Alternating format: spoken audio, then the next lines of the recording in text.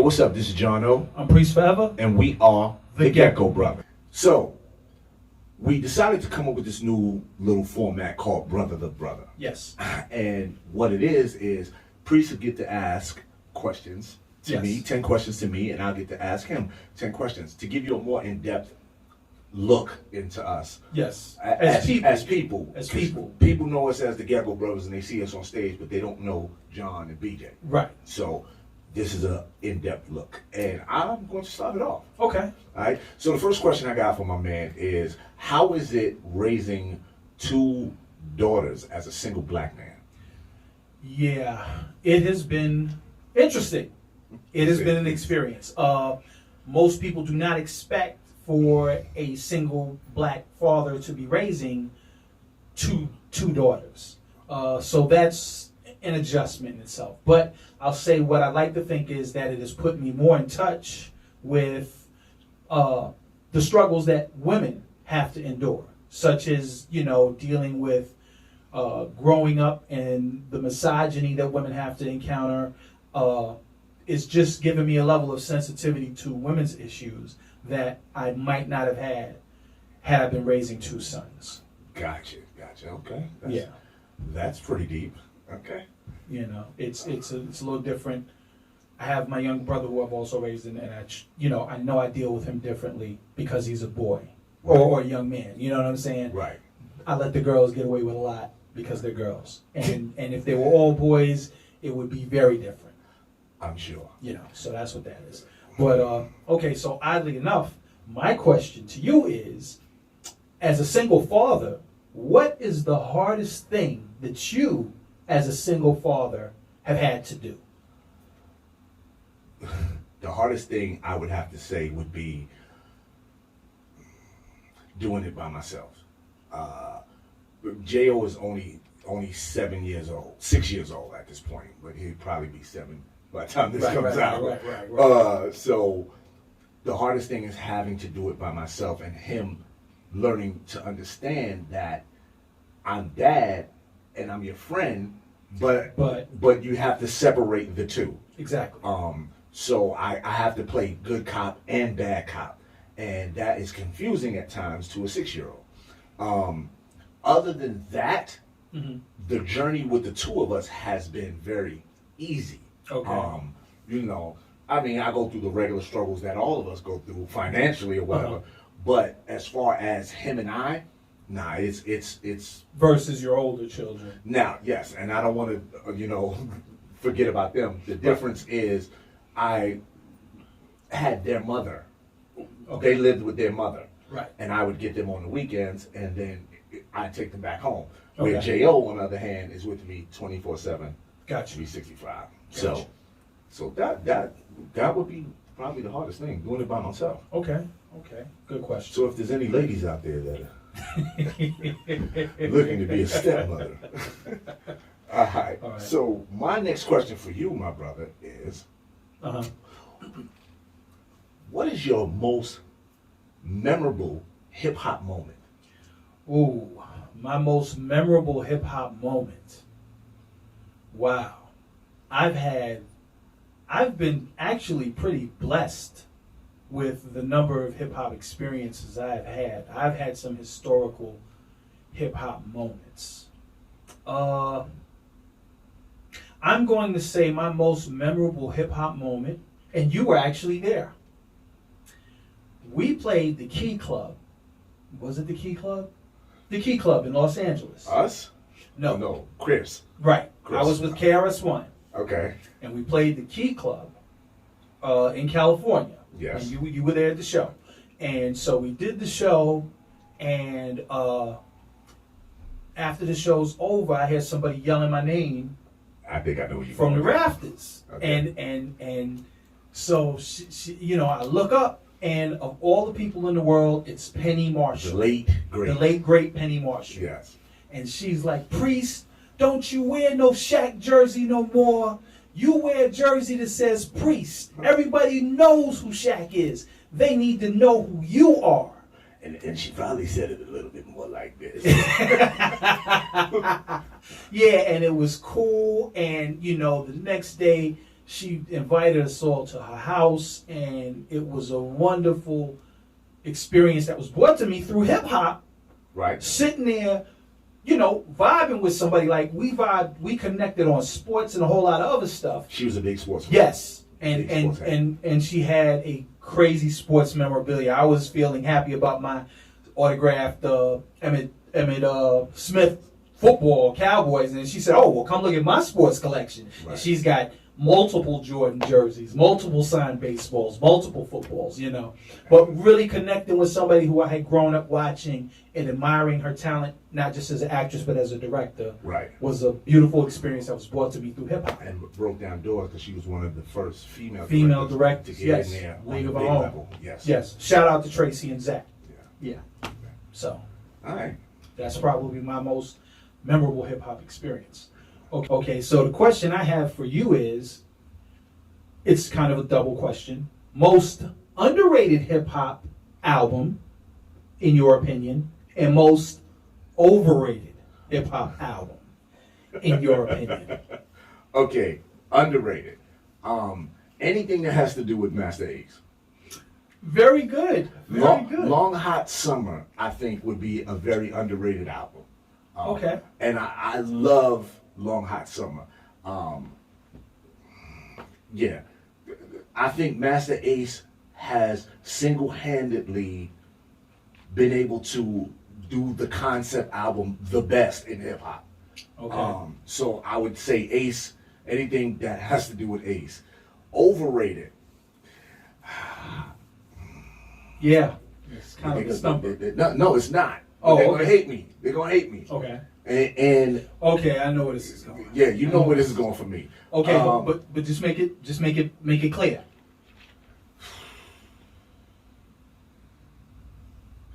I'm gonna say not all of his work, but overrated. All Eyes on Me. All Eyes on Me. That is the Death Row album, right? That's the Death Row album. Yeah. Tupac. I cannot argue that point. Yeah, I think that album is, it's. It appealed to a different demographic. Yes. And yes. it was on the heels of him coming out of jail, signing with Death Row, right? And it was definitely a shift in what he did prior to what he had been doing, what he had did at that point. So, it got, and it was a double album. So and it was a lot of filler on there. Exactly. So that would be okay. That's a good choice. I can't argue with that. Yeah. Okay. All right. So my next question for you, brother, is yes. What is your favorite Gecko Brotha album and why? Okay. My favorite Gecko Brotha album is going to be the album that people have not heard yet, the upcoming album, and I'll tell you why. What's the name of it again? Stay Gecko. I just wanted you to plug it. That's all. The name of the upcoming album is called Stay Gecko. I think that it is my favorite album because it shows the most growth in terms of what we're doing, where we've started at on From Dusk Till Dawn, and to where it is now in terms of consistent. Like, we've been consistent over the albums, but they've grown. Couple of the songs approach different topics, but just the level of being concise, how concise the music is in terms of illustrating the picture of what we want to display to people. Gotcha. So this would be my favorite album so far. Okay. Well, I can't wait to hear it. Yeah. Yeah. Okay. So my question to you is, what is the favorite and least favorite book that Jon O has ever read? This is like, those who know me and you know this. My favorite book that I've read happens to be A Member of New Edition. Really? Yes. I liked Bobby Brown's book. You like Bobby Brown's autobiography? I like Bobby Brown's autobiography. Okay. I'm actually in the midst, probably 130 pages in on Quincy Jones's right now. Okay. My least favorite any math book I had to read back when I was younger. That was my least favorite. Okay, that I could understand having an issue with that. Yeah, so that would be that. Yeah, but yeah, oh, yo, you know what? Let me give also an honorable mention. I read L.A. Sunshine's book, and I had to call him right after and be like, yo, dude, you bared a lot in this book. So his as well. Okay. His as well. I have to read Brother L.A. Sunshine's book. Yeah, I'm looking for forward sure. to that. Okay. Priest is a very busy man. Yes.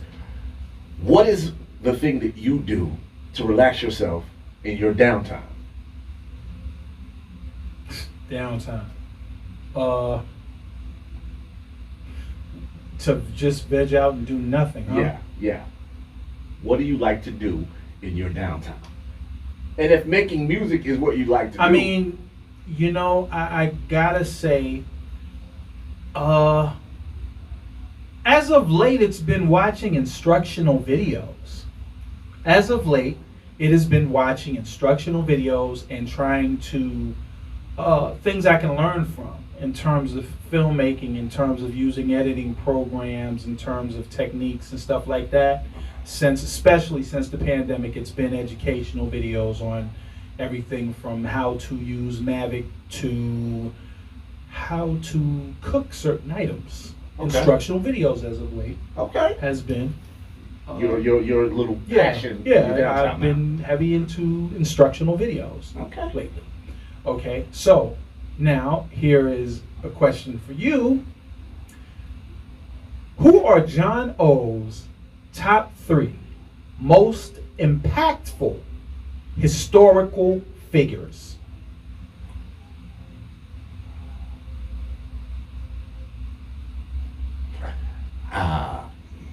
Yeah, I told you I was going to hit you with some off the top, first and foremost, and which is crazy because I just had a conversation with a man about this, and he feels just the opposite. But Malcolm X. Okay. Malcolm X, and he went on a whole. This guy happens to be Tupac's uncle.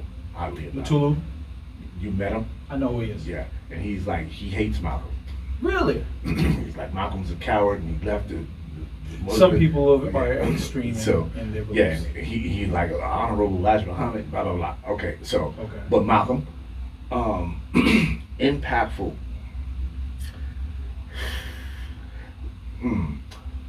You know what's funny? I'm going to use this one, and it's funny because I'm doing a song on this new project right now, and it's about this person, and in the grand scheme of things, I've never really met this person, and I'm talking about my father. So the second person would be my dad.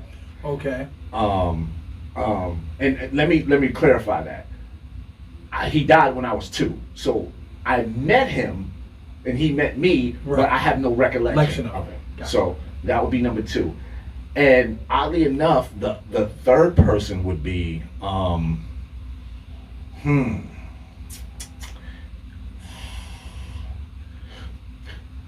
my 6th grade teacher. Okay. Mr. Eugene Fector. Okay. That would be the 3 people that I would say. So was this at Dime, or was this at? No, this was at PS 194. 194. 194. Okay. And did you say historical or just historical? It's top 3 historical figures. Okay, so although I guess those last 2 weren't historical. But they were historical in your history. In my history. Right. So then those. Of course, now I got to change one of my questions, but yeah, go ahead. Okay. So if I had to give you that, I'll give you Malcolm. I'll give you James Baldwin. Okay. James Baldwin, because I like to write. Okay. Harlem. Yes. And then the third person would be Red Fox. Wow. Okay. Red Fox. St. Louis's own. Okay. Red Fox. Those would be, and again, I guess I would have to say Red would be historical.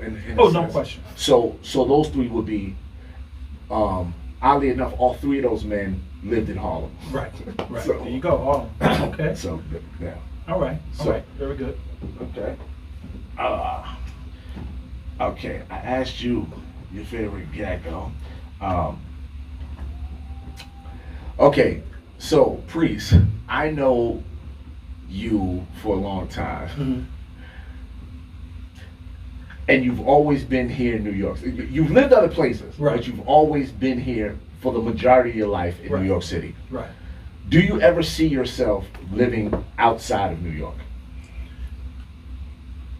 Brother, I'm trying to move to Africa. Okay. Like I'm trying to move to Africa in the next, I don't know how much more the United States I can take with. And don't get me wrong, like I bleed New York City. You know, I have lived all over this continent called the United States, and there's no place I would rather be than Harlem. But living in the United States is getting to be a bit much for me, and having been to Africa a couple of times, there's just a certain level of peace that I find there that I am unable to find here in the United States, dealing with what I have to deal with every day.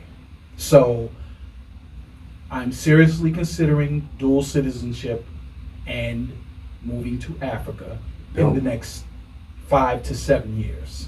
Okay. Awesome. Yeah. Guess that'll be the end of the Gecko. No, because planes go back and forth. Like I said, dual citizenship. Okay. I'll go back and forth. No, that's cool. I've got to have some level of serenity. All right. That I can't get here in the United States. Okay, so here's my question on a whole nother note. Civil War, the movie. Okay. Who was right? Captain America or Iron Man? Who was right? Without batting the eye, this is, even though this is hard. Keep it 100. This is hard. Keep it 100. I'm gonna roll with Iron Man. Really? I'm gonna roll with Iron Man. Word. I'm gonna roll with Iron Man for a whole bunch of reasons. I'm gonna roll with Iron Man only because my son is a big Captain America fan, and I gotta go against the grain. Okay. Cap was right. Cap was right. But I'm gonna say Iron Man.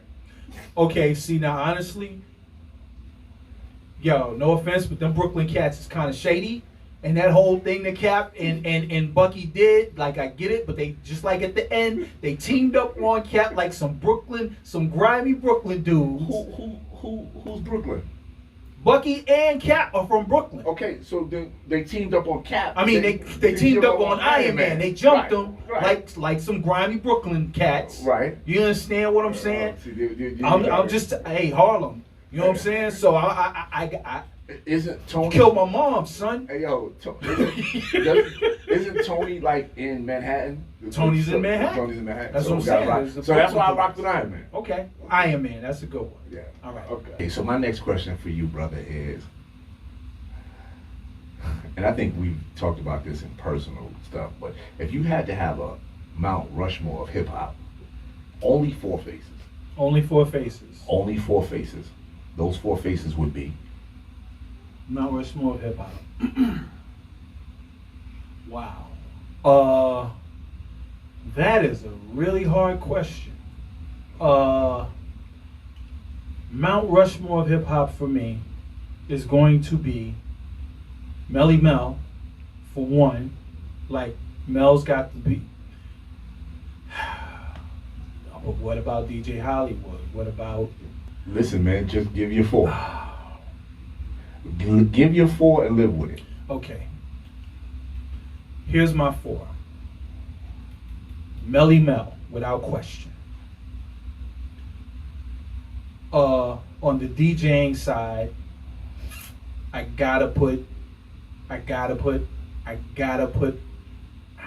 Wow, this is a really difficult question. Say the names, man. Okay, here it is. Melly Mel. Larry Smith, the producer. On the DJ side, I gotta put Flash. And wow, Melly Mel, Grandmaster Flash, Larry Smith, Sylvia Robinson. Okay, that's what it is. Sylvia Robinson. Period. Right. That, because to me that's. Each are responsible for aspects of the culture now that would not be Now you know you're gonna get people being like, "Well, how you not gonna say Kool Herc?" You know people going to say that. Okay, and it's very clear why I wouldn't say cool. Okay, here, and I'm gonna tell you why. Okay, Mel is the lyricist. Right. Flash is the DJ. Right. Larry Smith is the producer. Sylvia Robinson made the business feasible. Okay. And that's it. the reason. Yeah, that's it. That's it. That's to me, that's the Mount Rushmore of hip hop. Okay. Even though, yeah, that's just what it is. I mean, respect the Kaz, respect the Kumo D, but hey, that's what it is. That's what it is. That's next question, man. All right. So here's my question: karate flicks or blaxploitation movies? Which one do you keep, and which one do you let go of? Oh God! One of them got to be erased from history. Either the karate flicks or the blaxploitation movies. Okay, this is gonna be easier than I'm making it to be. As a black man, I'm gonna stick with black exploitation. And because if I have to give you an answer, that's what I'm going to say. It's hard. So no Into the Dragon, no sleep, no Five Deadly Venom on Saturday afternoons, 1 o'clock. No Five Fingers of Death, none Mortal of that. Kombat, the original, none of that. None of that. I'm going to have to stick with black exploitation because I'm a black man. And here's the sad part: as some of those movies had coons and I was getting ready to say because everything was not pretty about those blaxploitation. It wasn't, but what it was, that it kept a lot of black people working. Okay. And from that, I can't erase that from history, because if it wasn't that, there would be no Hollywood shuffles. Right. There would be no, right. She's Gotta Have It. Right. So I have to go ahead and rock. That opened the door and showed Hollywood that there was a viable audience for black film. Black film. And yes, there was a lot of horrible stuff, but there was also a lot of great stuff in that. Right. So that's what I would say. Okay. But I would never have to do that. Exactly, because if you grew up when we grew up, right, they went together. You went to the movie theater, you saw a blaxploitation flick with a karate movie. Yes, that's just how it went. Yeah, that's what it was. Okay. One and only one. Okay. Hip hop song that you wish that you had made. One and only one hip hop song that I wish that I had made. Oh, without question. Bring the Noise by Public Enemy. Okay. Bring the Noise by Public Enemy. Like people always say, Jay Dilla changed my life. Okay. The Bomb Squad unequivocally changed my life. They, production-wise, they took whatever my concept was of hip-hop prior to turning on the radio and hearing Bring the Noise and totally blew it out of the window. When I heard Bring the Noise, like you ever have moments where you feel like time stops? Mm-hmm. I remember the first time I was in Atlanta and I heard Bring the Noise on WREK, which was the independent college station there in Atlanta playing hip hop.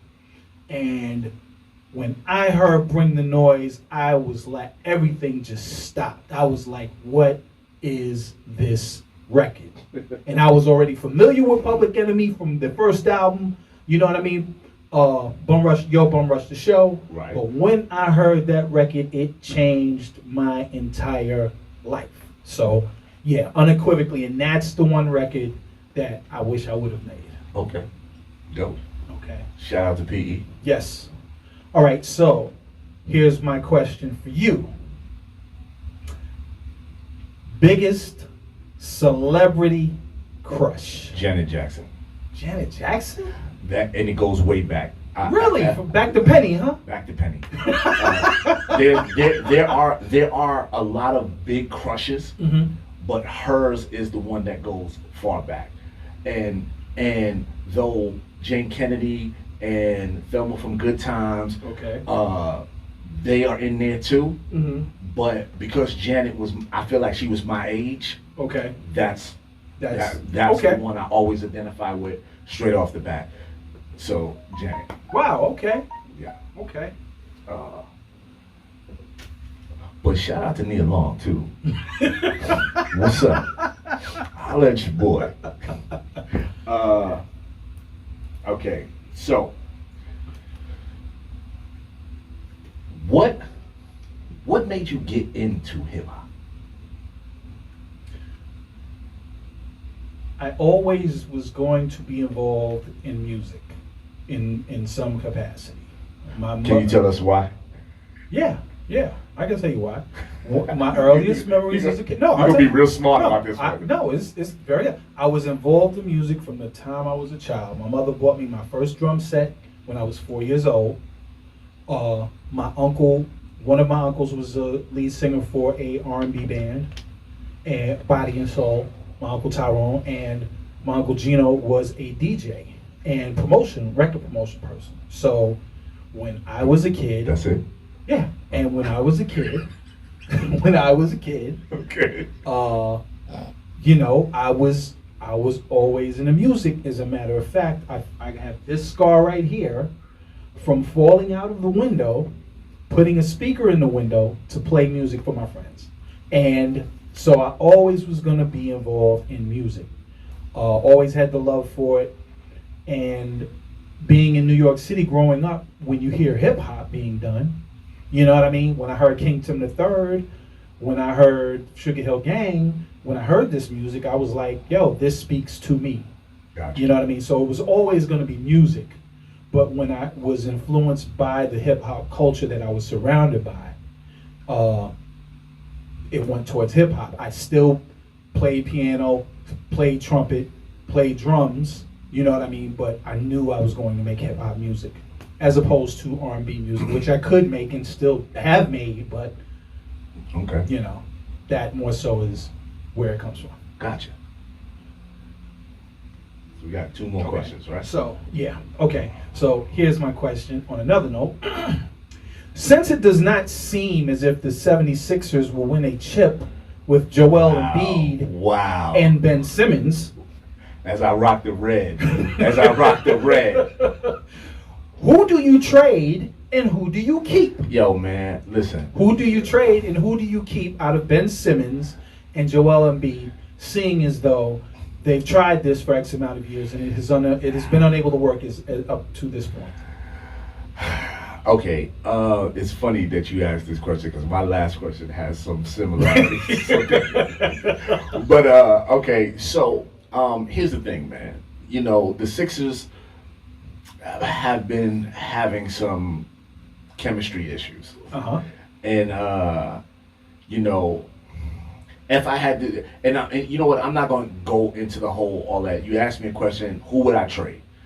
Right. Do you keep Ben Simmons and build around him, or do you keep Joel Embiid and build around him? Well, Ben Simmons is having an all-star defensive player year this year. Now, Joel Embiid looks like a monster.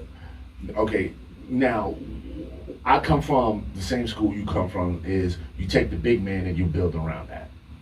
So if I had to go, what history has taught me. If you talk about Wilt, if you talk about Shaq, if you talk about Hakeem. Bill Russell, Hakeem, right, I would have to say stick with Joel. Okay. But in today's NBA, right, it's a small game, and you kind of, when you look at a Steph Curry or you know or Kyrie or whatever, if I'm dealing with today's game, I'd say keep Ben Simmons. Okay, but you understand Kyrie and Steph Curry can shoot consistently from outside. Right, and Ben is not. But I think, here's the thing. The reason I would say keep Ben is because he got to add that to his arsenal. He has to add it. He got to keep working on it. He got to keep working on it. And I believe he can become if he be consistent with working on it. Okay. So in today's game, I would say keep Ben Simmons. Or keep Ben Simmons. If we was talking in the 90s, hands down, it would be Joel. Joel. Okay. All right. That's and I need Joel to stop trying to shoot threes. But again, in today's NBA, you got big men shooting threes. Right. So. You know. That's just okay. That's an interesting choice. Okay. My last two questions is this. This ninth one is who would you consider 3 of your hip hop heroes. Okay.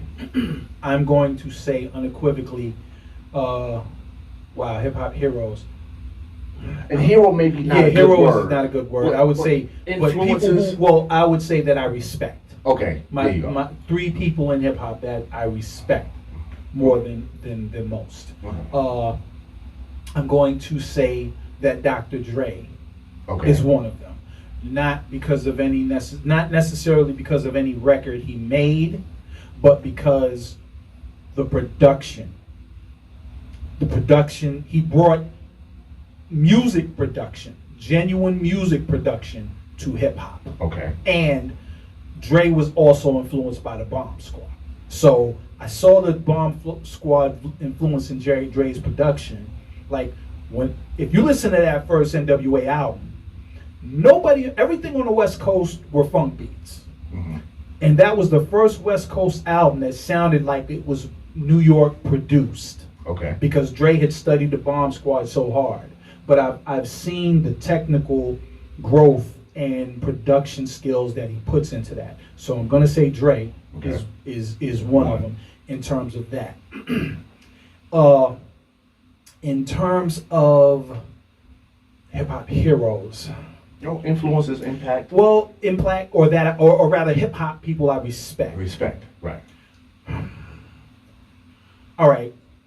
I am going to have to say it, and people who know me are going to think it is obvious, but I'm going to say KRS-One. And whatever issues people may have with him personally, what I'll say about the brother having been part of BDP for the time that I was part of BDP is, what I respect about Chris is he reaches a certain level and he just asks that everyone else bring that same level to what you were doing at that time. Okay. So it's a pleasure to be on stage, and you'll know this because we share the same chemistry where it's like, all right, let's go.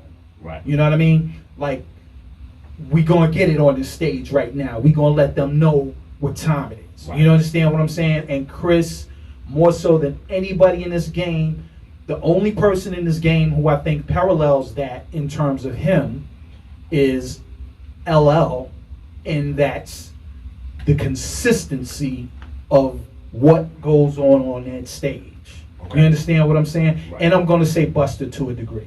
Okay. You know what I mean? Like, when we on that stage, we not here to play games. We here to take care of business. Right. And third would be DJ Jazzy Jeff.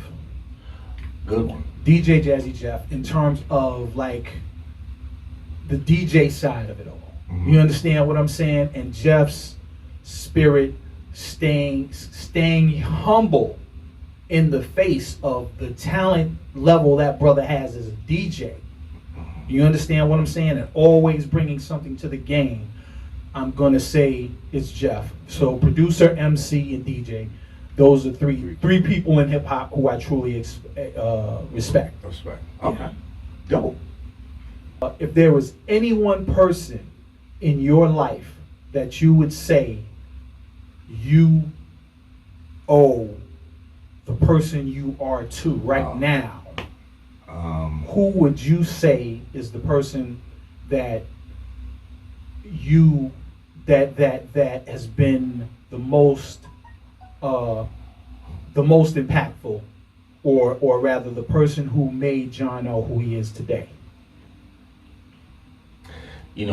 That's a question that is a few people. Okay. It is a few people. And I'm not saying this to be facetious or boastful, but I also put myself in that category. Exactly. For everything that you had to go through. Right. So to that question there's a few people. Okay. And I would also put myself in that category for all the stuff that was piled on me, that I've been through. Mm-hmm. So Willie Scott, my grandfather, my Uncle Walter, my Uncle Leon, it's a lot of people. But let me get my grandfather and my grandmother, the Scotts. My Uncle Leon, my Uncle Walter, and my stepdad, Al Brown. Okay. Those are the first 5 people that I'm going to put. I'm going to put my dad again, even though there wasn't no real relationship. Okay. But there's a spirit somewhere, and the funny thing is, I sat down the other day and I wrote this song, very emotional song that's going to be on this new thing, and I had to think to myself, what if me and my father really didn't fuck with each other? Right. like, okay. Like, I don't know what would have been. Right. But maybe God took him for whatever reason so that I wouldn't know that he would be, whatever. Okay. So with all of that being said, I still carry something for not knowing him. Okay. And I think there's a part of me, or there's a part of him that's in me that keeps me going. Okay. And then it's my mom and myself. Okay. Yeah. Those are the people who made me who I am, and I give them that just due. Okay. So, yeah. There it is. And my last question for you is, how is it that you being an avid New Yorker, like you just said earlier, I bleed New York City. I bleed New York City, and you questioned me about Philadelphia. You knew this was coming. When you brought up the Philly, you knew this was coming. How is it you, being a New Yorker, true Timberland wearing, Yankee fitted wearing, are a fan, first and foremost, of the Boston Celtics? That's blasphemy within itself. But with that, adding insult to injury, you are also a fucking LA Laker fan. How is that even possible? Answer that for the people. I have been hearing this since I was a kid. Okay. So it's as simple as this. Zoom in on him. That's right. Zoom in on his ass. Get the answer to this. All right. So it's as simple as this. In my household, where I grew up, in New York, in New York, in Harlem. Okay, but not far from Madison Square Garden. Okay, now keep in mind though, if you were in New York and you were not a Knicks fan, you were a Lakers fan. Right. In my household, being anything other than a Lakers fan was not an option.